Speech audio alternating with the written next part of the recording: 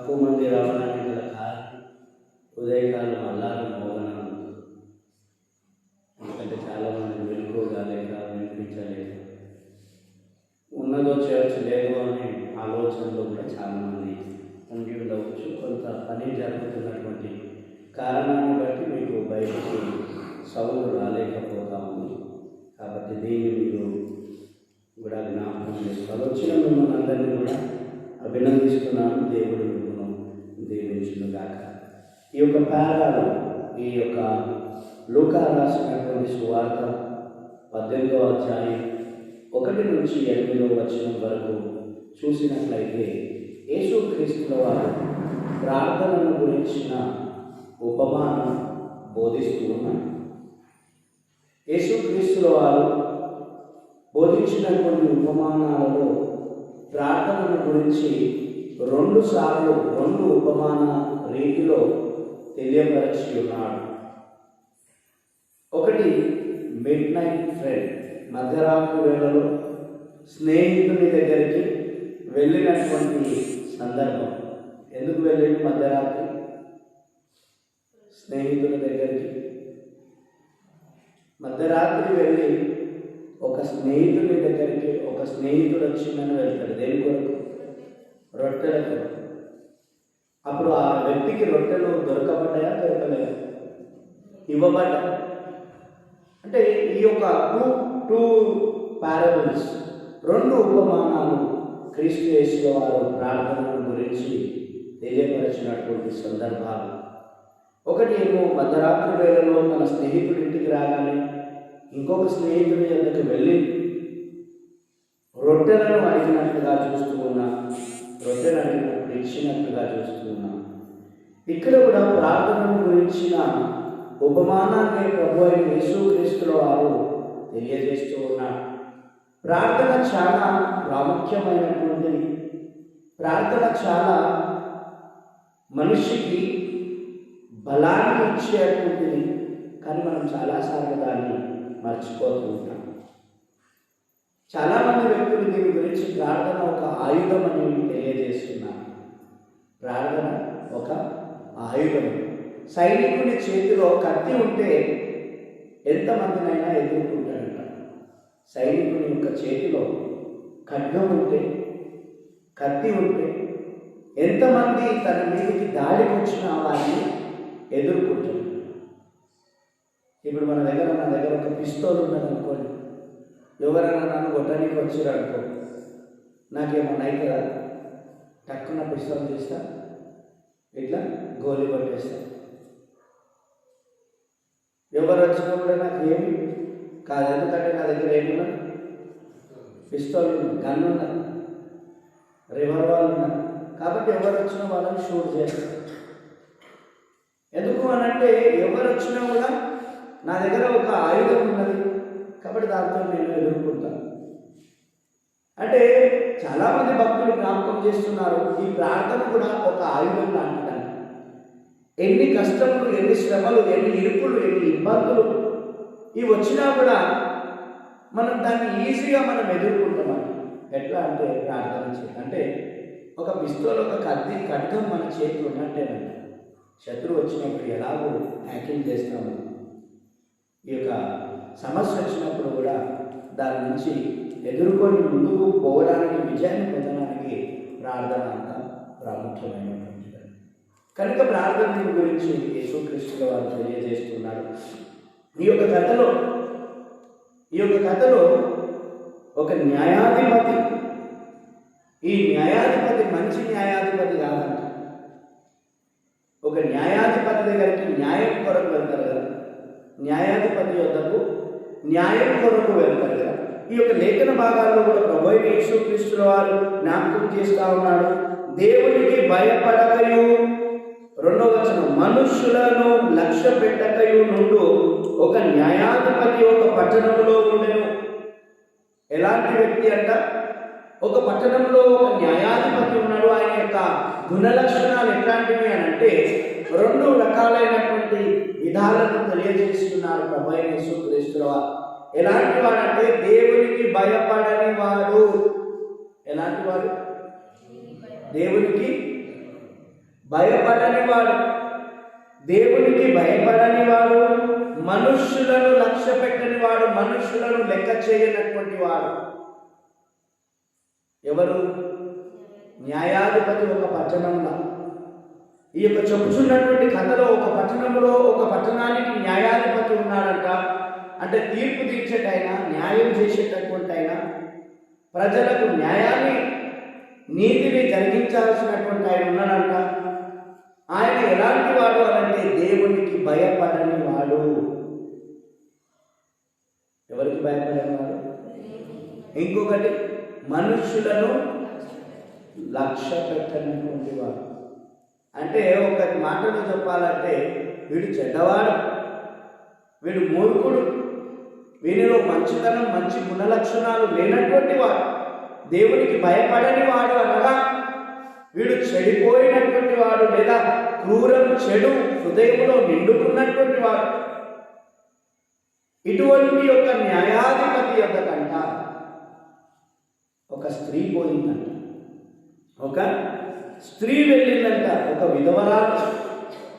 విధవరాలు పక్షాన బైబిల్ చెప్తాను వ్యాజ్యమానాల, అంటే మర్సీ, కర్టసీ చూపించాలని, దయా కనికరం చూపించాలంట విధవరాల పక్షాన. ఎందుకు అనంటే భర్త లేనటువంటి స్త్రీ కాబట్టి, అధికారి లేనటువంటి స్త్రీ కాబట్టి. ఒకవేళ ఇశ్రాయేలు సమాజంలో కనుక చూసినట్లయితే భర్తను కోల్పోయినటువంటి స్త్రీకి విలువ లేనటువంటిదిగా ఉంటాం. భారతదేశ సంస్కృతిలో, భారతదేశ సాంప్రదాయంలో కూడా భర్తను కోల్పోయినటువంటి స్త్రీ ఎందులో కూడా లెక్కకు రానటువంటి.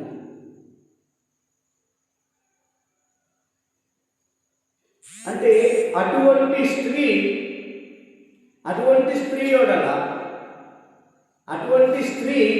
ఈ యొక్క న్యాయాధిపతి యొద్దకు పోయిందంట. ఎట్లాంటి న్యాయాధిపతి యొద్దకంటే దేవునికి భయపడని వాడు, మనుషులను లక్ష్య పెట్టనటువంటి వాడు, లెక్క చేయనటువంటి న్యాయాధిపతి యొద్దకు ఒక విధవరాలు పోయి న్యాయం తన యొడల జరిగించు. ఎవరి దగ్గరికి పోయి? న్యాయాధిపతి దగ్గర. ఎవరు పోయి? ఒక విధవరాలు పోయిందంట. కానీ ఒక్కటేసారి పోలేదంట. ఆమె తరచుగా అనే మాట చెప్తా ఉంది బైబిల్లో. తరచుగా ఒకసారి పోయి, దొరా నాకు న్యాయం చెయ్యు, నాకు ఇట్లాంటి ఆపద ఉన్నది, ఇట్లాంటి కష్టం ఉన్నది, పక్కన వాళ్ళతో ఇట్లాంటి ఇబ్బంది ఉన్నది, నీవే నీతి న్యాయాన్ని తెలియపరచు అని పోయినప్పుడు ఆయన ముందే చెప్పిన మాట ఇందులో ఏమని చెప్పి ఉన్నది? మనుష్యులను లెక్క చేయనటువంటి. అంటే మనుషులను అనగా మంచి లెక్కకు వచ్చినటువంటి వ్యక్తులనే లెక్క చేయనటువంటి అధికారి, ఒక విధవరాలు, అంటే లెక్క లేనటువంటి స్త్రీ వెళ్ళి న్యాయం తీర్చుమని అడిగితే ఆయన లెక్క చేస్తుండొచ్చా? చెప్పండి, చేస్తుండొచ్చు? నా ఆలోచన ప్రకారంలో లెక్క చేయడు. ఎందుకంటే బైబిల్ ఆయన గురించి చెప్పబడినటువంటి మాట, మనుషులను లెక్క చేయనటువంటి, లక్ష్య పెట్టినటువంటి న్యాయాధిపతి. అంటే మంచి వాళ్ళని లెక్క చేయనటువంటి వ్యక్తి ఒక విధవరాలను ఏం లెక్క చేశాడు చెప్పండి? గౌరవ మర్యాదలు లేనటువంటి స్త్రీని ఏం లెక్క చేశాడు చెప్పండి? సమాజంలో ఎన్నిక లేనటువంటి స్త్రీని ఏం లెక్క చేస్తాడు? అందుకని ఇక్కడ విధవరాలు అనే మాటలు మెన్షన్ చేయబడ్డాయి. అంటే సమాజంలో లెక్కకు లేనటువంటి స్త్రీని ఏమైనా లెక్క చేశాడు? మనుషులను అనగా, మనుషులు అంటే సమాజంలో లెక్కకు ఉన్నటువంటి వారినే లెక్క చేస్తలేడంట. లెక్క లేనటువంటి ఆమె ఇంకేం లెక్క చేస్తాడు?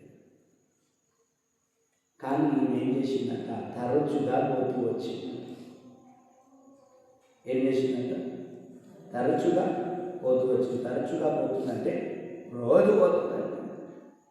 పోయి నాకు న్యాయం తీర్చు, నాకు న్యాయం తీర్చు, ఇది ఇబ్బంది ఉన్నది, ఇది పరిశానం ఉన్నది, ఇది కష్టం ఉన్నది, నాకు ఎవరు లేరు, రాజా నీవే ఇంకా నీతి న్యాయాన్ని తెలియపరచు, నా ఎడల కనికరం దయ చూపించు, నా ఎడల నీ జాలిని కనుపరచు అని న్యాయాధిపతి యొద్దకు తరచుగా వెళ్ళొచ్చుండెను అనేటువంటి మాట చూస్తూ ఉన్నాం 3వ వచనంలో. ఆ పట్టణంలో ఒక విధవరాలుండెను. ఆమె అతని యొద్దకు తరచుగా వచ్చి నా ప్రతివాదిని నాకును న్యాయము తీర్చుమని అడుగుచూ వచ్చెను. కానీ అతడు కొంతకాలము ఒప్పకపోయెను. ఇప్పుడే చెప్తున్నాం కదా, ఆయన వినకుండిండొచ్చు, ఆమె మాటను లెక్క చేయకుండిండొచ్చు, కొంతకాలం వరకు వినని లేడని కింది వచనంలో చెప్పబడుతున్నటువంటి మాట. తర్వాత అతడు నేను దేవునికి భయపడకయు మనుషులను లక్ష్య పెట్టకయు ఉండినను.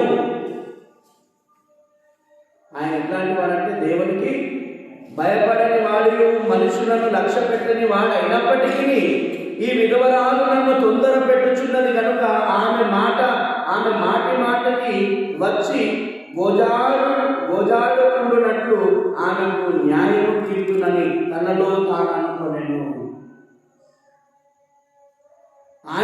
ఆయన గురించినటువంటి ఆయన తను తాను మాట్లాడినట్టుగా రాసింది వచనం. ఏమని చెప్తా ఉంది మాట? 4వ వచనంలో నేను దేవునికి భయపడకయు, నేను అంటే ఆ వ్యక్తి చెప్పినట్లుగా చూస్తూ ఉన్నా అంటే రాసినటువంటి మాట. నేను దేవునికి భయపడకయు మనుషులను లక్ష్య పెట్టకయు ఉండినను.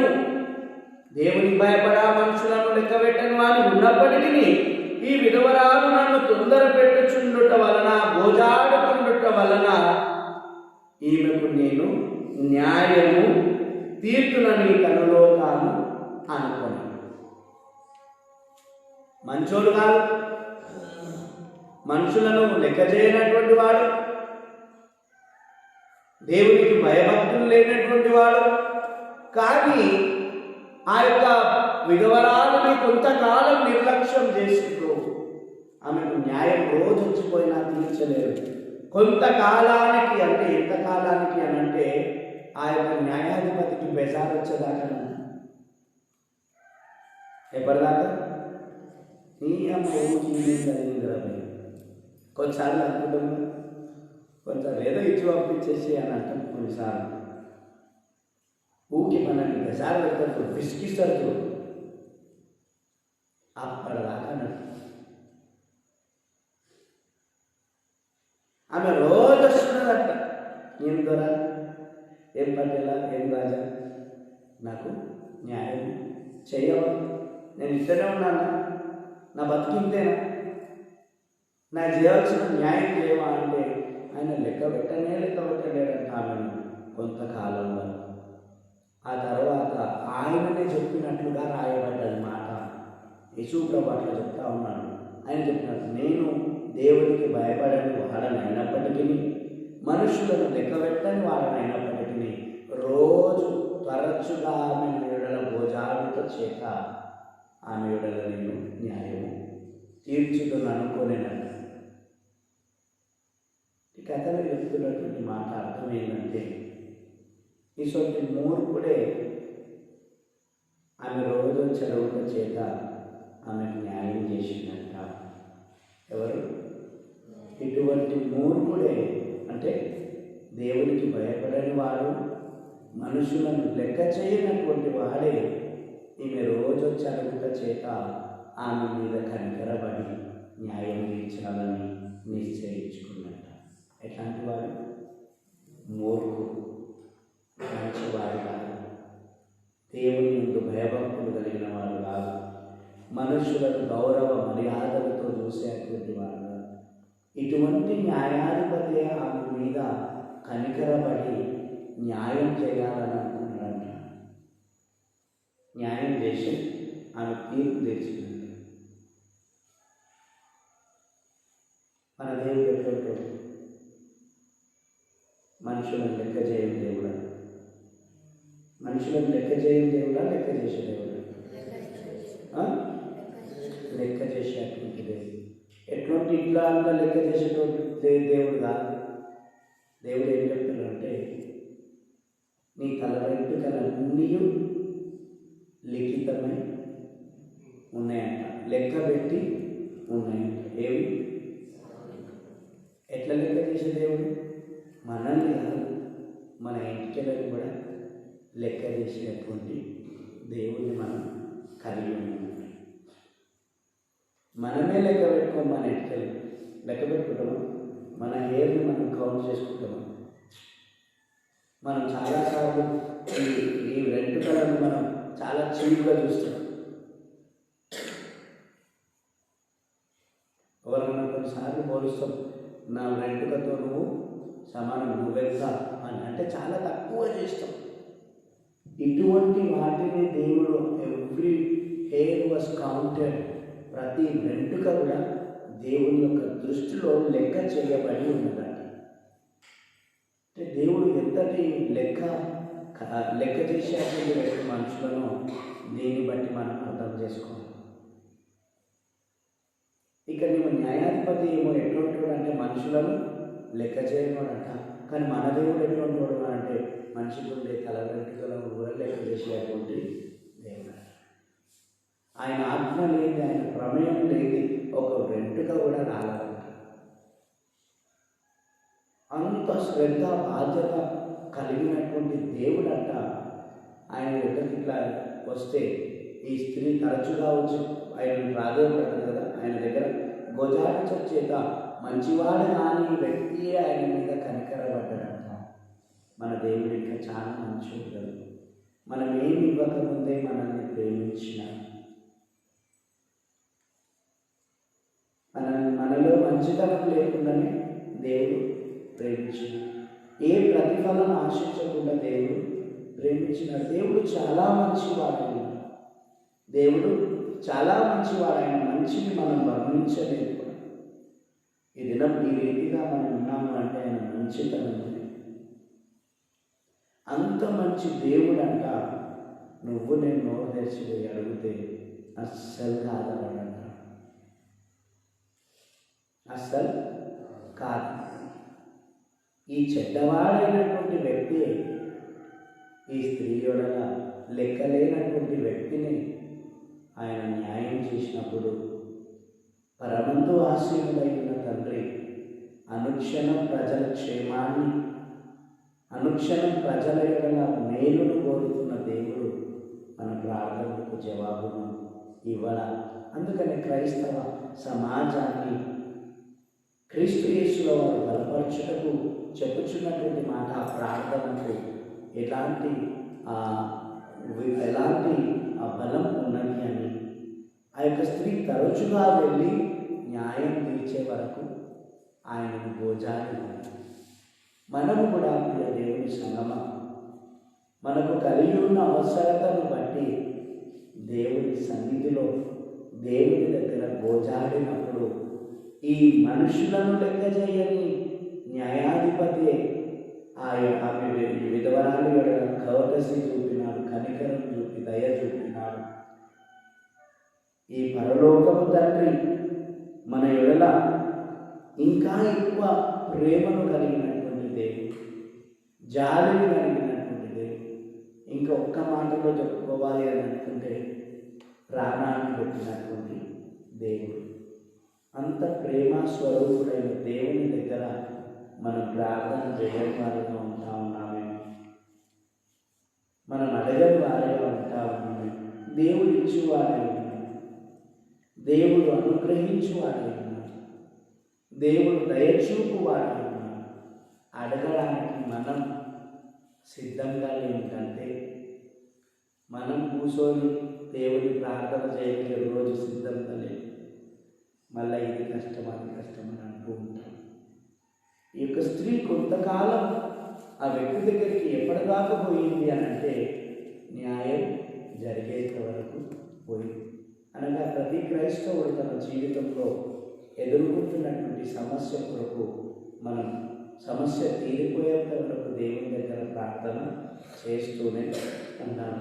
ఈ స్త్రీ వల్ల న్యాయం తీరుతుందని తన యజమానుడు అనుకుని ఉన్నాడట. అంతకంటే గొప్పవాడు మన దేవుడు, అంతకంటే శక్తివంతమైనటువంటి దేవుడు మన దేవుడు, అంతకంటే అధికమైన ప్రేమను కలిగినటువంటి దేవుడు. మనుష్యుల ఎడల తన మనం నేర్చుకుంటున్నటువంటి వాక్యం ఏమిటి అని అంటే, దేవుని దగ్గర పొందుకునేంత వరకు దేవుని ఎడల మనం గోజాడే వారిగా ఉండాలి. ఈ స్త్రీ కొంతకాలం వరకే పోలేదు, కానీ తనకు న్యాయం జరిగేంత వరకు వెళ్ళినట్లుగా చూస్తున్నాం. కాబట్టి మనం దేవుని ఎడల, దేవుడు ఎడల మనం అడుగుచున్నది పొందుకునేంత వరకు దేవుని దగ్గర గోజాడే వారిగా ఉండాలని జ్ఞాపకం చేస్తూ ఈ మాటల్ని ముగిస్తున్నాను. దేవుడి మాటని మన వెనుకలో దీవించి ఆశీర్వదించుకున్నారు. కళ్ళు వచ్చిన ప్రార్థన చేస్తాం. పరిశుద్ధ మహోన్నతుడ, సృష్టికర్త, గొప్ప దేవ, జీవాధిపతి, న్యాయాధిపతి, నమ్మదగిన దేవనిస్తూ నీ కృపని సన్నిధి మాకు తోడుగా వచ్చి నీ వాకుల చేత మమ్మల్ని బలపరిచిన దేవనిస్తూ అన్ని విషయాలు తోడుకుంటే చాలిన దేవుడు ప్రభావం ప్రార్థించేవారిని, నీ యొడల గోజాడే వారిని, నీ యొడల ప్రభావం పొందుకున్న వారిని మమ్మల్ని తీర్చిదిద్దుమని క్రీస్తు యేసు నామమున ప్రార్థిస్తున్నాను తండ్రి. అలాగే తల్లి వచ్చిన ప్రార్థనలో సమయాన్ని గడుపుతాను.